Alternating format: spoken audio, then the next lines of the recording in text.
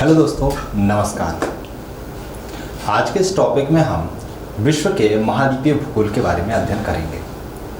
दोस्तों, इस टॉपिक के माध्यम से हम हमारी पृथ्वी को जानने का प्रयास करेंगे और जानेंगे कि इस पर कितने महाद्वीप हैं और कितने महासागर हैं, और उसके साथ साथ ही ये चीज़ें भी जानेंगे कि हमारी जो पृथ्वी है उस पर महाद्वीपों की संख्या कितनी है, महासागरों की संख्या कितनी है। दोस्तों, ये हमारी पृथ्वी है। इसमें मैं लोकेशन पहले आपको बता देता हूँ। तो ये जो आपको दिख रहा है सामने, ये वाला भाग ये एशिया कहलाता है। इसके नीचे ये हिंद महासागर वाला भाग है और इस तरीके से रोटेट कर रही है। ये अफ्रीका कहलाता है और अफ्रीका के यहाँ पर ये अटलांटिक महासागर है, ये दक्षिण अमेरिका है और ये क्या है, उत्तर अमेरिका। और थोड़ा सा और घूमते हैं तो यहाँ पर ये एशिया वाला भाग पुनः आ जाता है। एशिया के बाजू में यहाँ पर यूरोप है। तो ये पृथ्वी गोल है, इसीलिए जब आप मानचित्र का अध्ययन करेंगे तो उसमें थोड़ी सी दिक्कत आती है, क्योंकि प्रशांत महासागर का आधा भाग आपको इस तरफ दिखाई देता है और आधा भाग इस तरफ दिखाई देता है। इसलिए मैंने सबसे पहले आपको पृथ्वी दिखा दी। तो यहाँ पर जो प्रशांत महासागर है वो इस तरीके से है, ये आपको दिख रहा है, प्रशांत महासागर है। लेकिन मानचित्र चपटा होने के कारण, सतही होने के कारण वो दो अलग अलग भागों में दिखाई देता है। तो दोस्तों, हम मानचित्र पर जाकर देखते हैं कि हमारा विश्व किस तरीके से दिखाई देता है। तो आप लोगों को दिख रहा होगा, यदि हम पृथ्वी को सीधा कर देते हैं, उसको यदि सरफेस पर दिखाते हैं तो कुछ इस तरीके से उभर के आता है। इसमें आपको दिख रहा होगा ये वाला भाग, ये प्रशांत महासागर का भाग है। इसी का कुछ बचा हुआ भाग इधर है, ये भी प्रशांत महासागर का भाग है। ये बीच में अटलांटिक महासागर है, दो भागों में बटा हुआ है, नॉर्थ अटलांटिक महासागर और साउथ अटलांटिक महासागर। ये जो हिस्सा आपको दिख रहा है ये अफ्रीका कहलाता है। इसके ऊपर वाला भाग ये यूरोप वाला हिस्सा है, यहाँ पर ये एशिया कहलाता है। इसके नीचे ये हिंद महासागर है, यहाँ जाते हैं ये उत्तर अमेरिका है और एक दक्षिण अमेरिका है। तो इस तरीके से हमारा मानचित्र पूरा होता है। तो मानचित्र को यदि हम अच्छे से देखते हैं और अध्ययन करते हैं तो हमें प्राप्त होता है कि हमारी पृथ्वी पर 7 बड़े महाद्वीप हैं और 5 महासागर हैं। अब महाद्वीप क्या होता है, तो भूखंड का विस्तृत भूभाग क्या कहलाता है, महाद्वीप कहलाता है, और जलखंड का विस्तृत भूभाग क्या कहलाता है, महासागर कहलाता है। दोस्तों, महासागर की यदि हम परिभाषा देखें तो इसकी परिभाषा को कुछ यूं भी हम बयां कर सकते हैं कि जलमंडल का वह भाग जिसमें खारा पानी भरा हो तथा जिसके कुल क्षेत्रफल का आधे से अधिक 3000 मीटर से भी गहरा हो, वो क्षेत्र क्या कहलाता है, महासागर कहलाता है। और महासागर से छोटे होते हैं सागर। तो अभी तो हमें फिलहाल महासागर और महाद्वीप के बारे में अध्ययन करना है, इसलिए मैंने बस इतना बताया है। दूसरा क्या होता है कि आखिर इन महाद्वीप और महासागर का निर्माण हुआ कैसे, ये अस्तित्व में आए कैसे। तो विश्व में बहुत सारे भूगोलवेत्ता हुए हैं, उन्होंने अपने अपने सिद्धांत भी प्रस्तुत किए हैं, जिसके आधार पर उन्होंने प्रूफ करने की कोशिश की है कि इन महाद्वीपों का निर्माण कैसे हुआ, इन महासागरों का निर्माण कैसे हुआ। लेकिन उन सभी भूगोलवेत्ताओं के सिद्धांत में सबसे महत्वपूर्ण और सबसे माननीय सिद्धांत है जर्मनी वैज्ञानिक या जर्मनी भूगोलवेत्ता अल्फ्रेड वेगनर का महाद्वीपीय विस्थापन का सिद्धांत। यह सिद्धांत उन्होंने 1912 में प्रस्तुत किया था और इसके द्वारा उन्होंने एक थ्योरी दी थी जिसे कहा था जिग्सा फिट। जिग्सा फिट के अंतर्गत उन्होंने समझाने का प्रयत्न किया था कि यदि हम इन 7 महाखंडों, ध्यान रखना उन्होंने प्रारंभ में महाद्वीप नहीं कहा था, उन्होंने महाखंड कहे थे। उन्होंने कहा कि यदि इन सभी महाखंडों को आपस में मिला दिया जाए,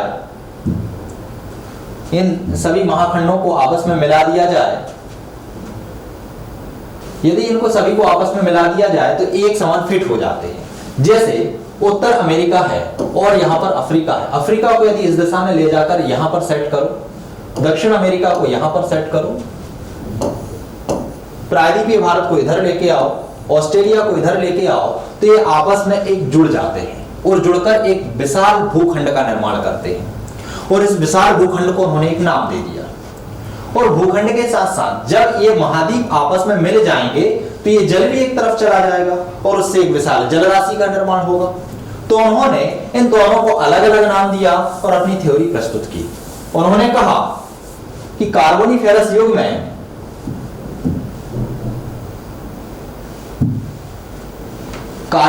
युग में ये सभी महाद्वीप आपस में जुड़े हुए थे और जुड़ने के कारण एक विशाल, ये जो आपको पेंजिया दिख रहा है वो भूखंड है, विशाल भूखंड का निर्माण हुआ जिसे इन्होंने नाम दिया पेंजिया। और जो इसके चारों ओर जल वाला क्षेत्र है उसे नाम दिया पेंथालासा।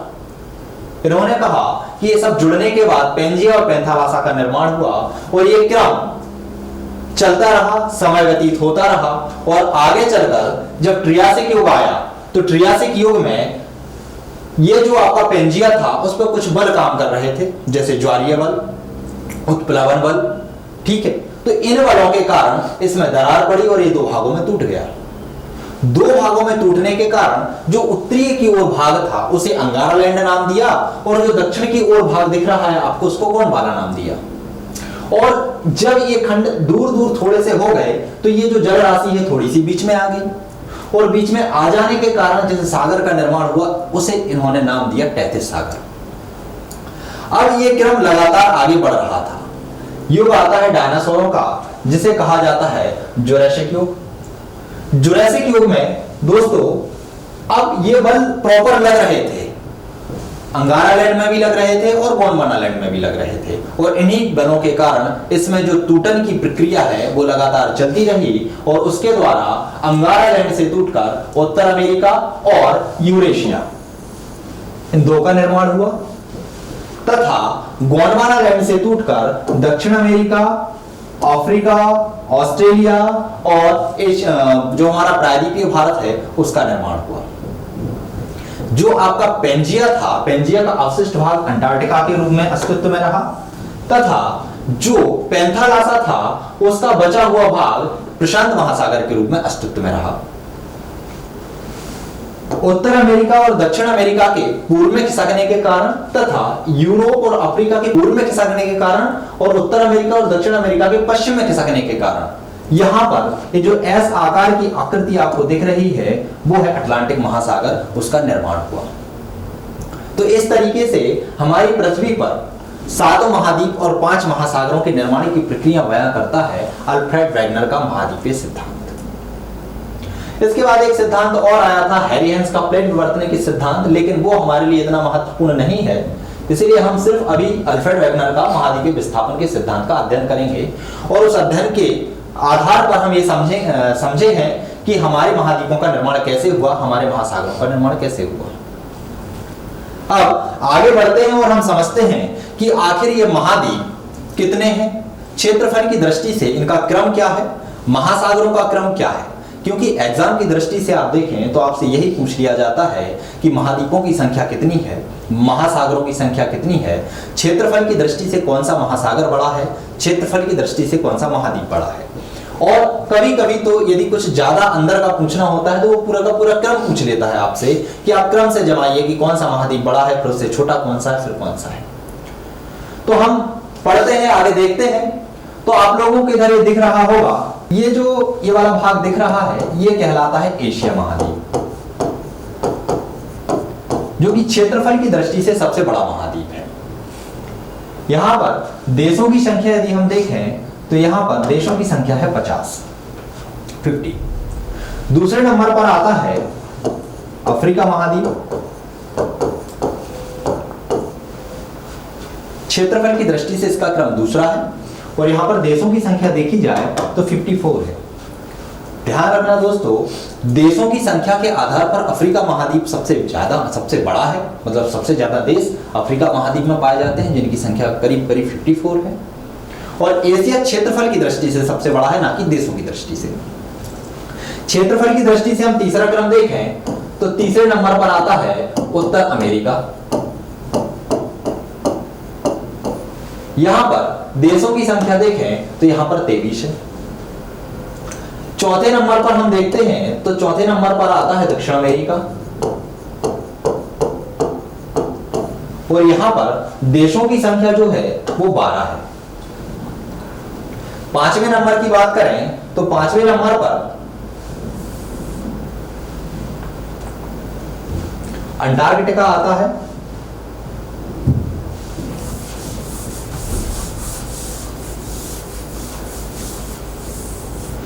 ये जो आपको यहाँ पर दिख रहा होगा ये अंटार्कटिका है, क्षेत्रफल की दृष्टि से 5वें नंबर पर आता है।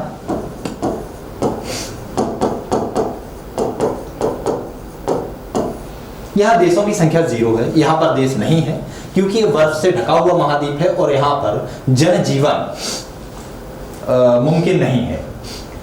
और 6वें नंबर पर हम चलते हैं तो 6वें नंबर पर आता है यूरोप।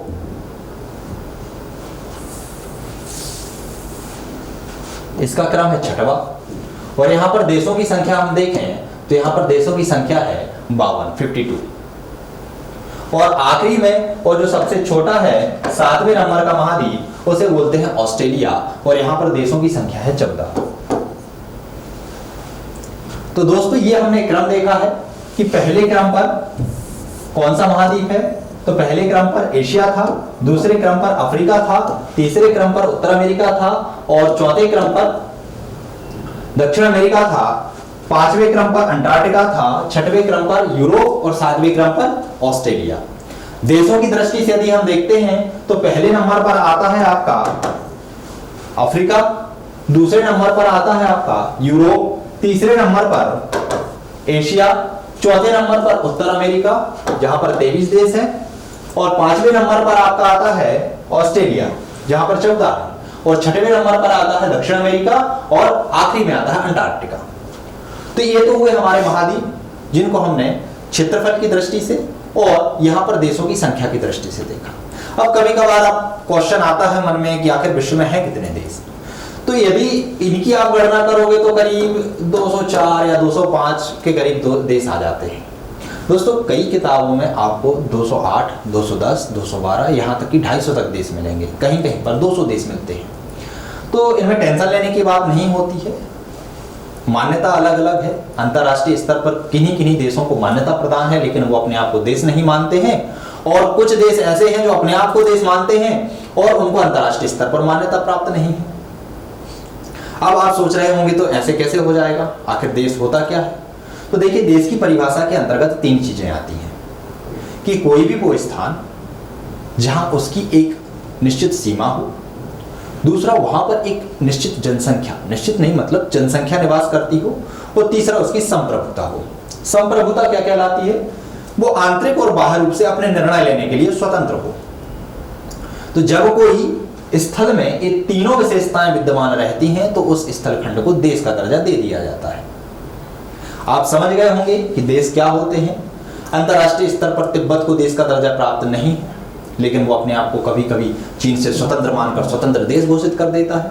ठीक है, तो इस तरीके से देशों की संख्या ऊपर नीचे होती रहती है। तो ये तो हुआ हमारा महाद्वीप का अध्ययन कि महाद्वीप में क्षेत्रफल में कौन सा बड़ा है कौन सा छोटा है, देशों में कौन सा है। 2 मिनट में रिवीजन कर देता हूं मैं। यदि क्षेत्रफल की दृष्टि से हम क्रम देखेंगे तो सबसे बड़ा आ जाता है एशिया महाद्वीप, दूसरे नंबर पर अफ्रीका, तीसरे नंबर पर उत्तर अमेरिका, चौथे नंबर पर दक्षिण अमेरिका, 5वें नंबर पर अंटार्कटिका, 6वें नंबर पर यूरोप और 7वें नंबर पर ऑस्ट्रेलिया आता है। यदि देशों की दृष्टि से हम महाद्वीपों को देखते हैं तो सबसे ज्यादा देश अफ्रीका में आते हैं 54, फिर उसके बाद यूरोप में आते हैं 52, फिर आता है आपके एशिया में 50, उसके बाद उत्तर अमेरिका में आते हैं 23, उसके बाद क्रम आपका आता है ऑस्ट्रेलिया का 40 और यहाँ पे 12, दक्षिण अमेरिका में 12। तो ये तो टोटल हो जाएंगे आपके देश। इसके बाद नेक्स्ट टॉपिक में इसी में हम देखते हैं महासागरों के बारे में। तो दोस्तों हमारी पृथ्वी पर कितने महासागर हैं? 5 महासागर हैं। 5 महासागरों को हम देखें तो आपको ये जो क्षेत्र दिख रहा है ये कहलाता है प्रशांत महासागर। प्रशांत महासागर। और प्रशांत महासागर की सबसे गहरी गर्त फिलीपींस के पास में यहां पर है मेरियाना गर्त।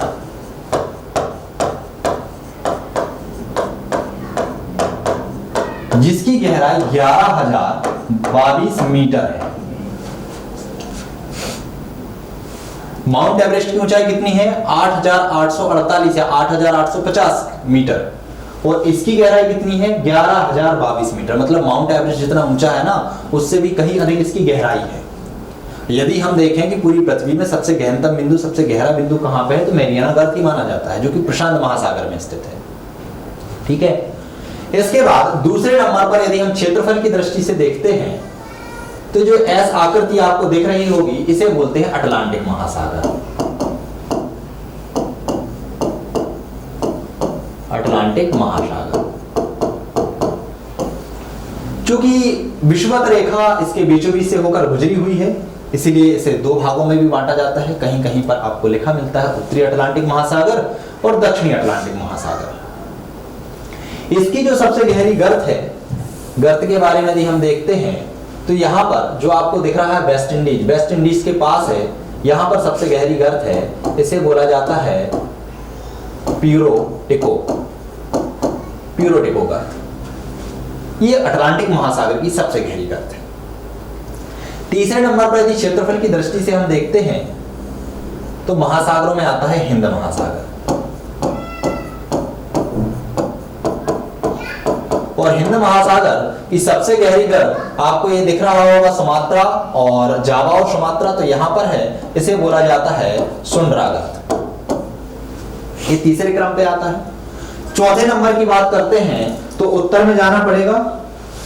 उत्तर में जो आपको ये वाला क्षेत्र दिख रहा है, ये कहलाता है आर्कटिक महासागर। ये चौथे नंबर पर आता है।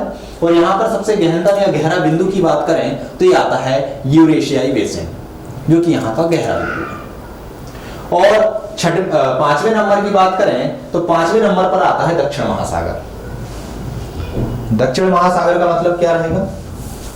ये जो दक्षिण में स्थित है, इसके बारे में ज्यादा शोध नहीं हुए हैं, ना ज्यादा इसके बारे में कहीं पे आपको विवरण मिलता है कि इसका गहनतम बिंदु क्या है, इसमें गहराई कितनी है, क्या है, ऐसा कुछ आपको वर्णन नहीं मिलेगा। तो कई किताबों में आपको 4 महासागर ही देखने को मिलते हैं, कई किताबों में आपको 5 महासागर देखने को मिलते हैं। जहां पर 4 महासागर होंगे वहां पर सबसे बड़ा क्षेत्रफल की दृष्टि से प्रशांत महासागर, दूसरे नंबर पर अटलांटिक महासागर, तीसरे नंबर पर हिंद महासागर, चौथे नंबर पर आता है आपका आर्कटिक और 5वें नंबर पर दक्षिण सागर होगा, दक्षिण महासागर होगा। और जहां पर 4 होंगे वहां पर दक्षिण महासागर को छोड़ दिया जाता है। तो दोस्तों आज के लेक्चर में हम लोगों ने महाद्वीप को जाना, महासागर को जाना और ये भी जानने का प्रयास किया कि इनकी उत्पत्ति कैसे हुई और उनके क्षेत्रफल के आधार पर, देशों के आधार पर उनका विवरण किया।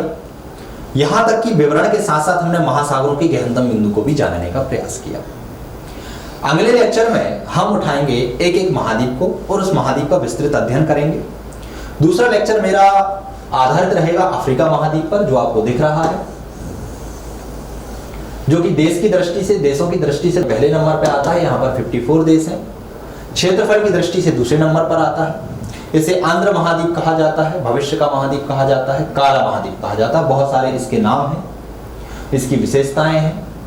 यहाँ पर भौगोलिक विशेषताएं, सामाजिक विशेषताएं, आर्थिक विशेषताएं, मानवीय विशेषताएं, बहुत सारी विशेषताओं का हम क्रमबद्ध तरीके से अध्ययन करेंगे। तो दूसरा हमारा महाद्वीप रहेगा अफ्रीका महाद्वीप, जिसके बारे में हम लोग अगले लेक्चर में पढ़ेंगे। धन्यवाद।